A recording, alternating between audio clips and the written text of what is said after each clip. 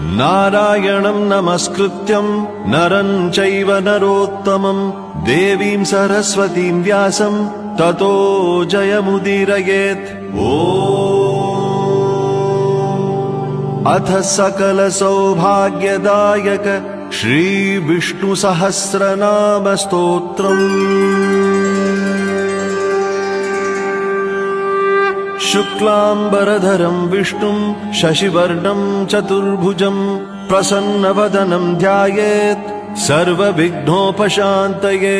यस्य द्विरदवक्त्राद्यः पारिषद्यः परशतं विघ्नं निघ्नन्ति सततं विश्वक्सेनं तमाश्रये। व्यासं वसिष्ठनप्तारं शक्तेः पौत्रमकल्मषं पराशरात्मजं वन्दे शुकतातं तपोनिधिं।